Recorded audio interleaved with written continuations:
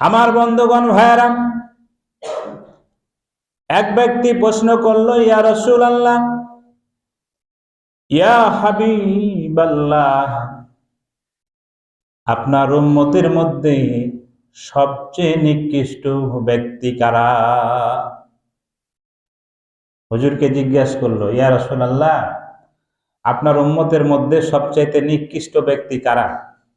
জবাবে রাসূল সাল্লাল্লাহু আলাইহি ওয়াসাল্লাম বললেন, আমার উম্মতের মধ্যে নিকৃষ্ট ব্যক্তি হলো ওই ধনী যে অবৈধভাবে ইনকাম করে ধনী হয়েছে। বলেন নাউযুবিল্লাহ। অবৈধভাবে ইনকাম আছে না নাই? 2 নাম্বারি ব্যবসা আছে না নাই?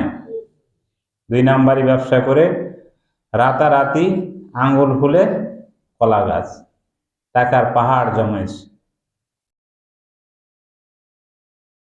2 নাম্বারি ব্যবসা, ঠগাঠগির ব্যবসা।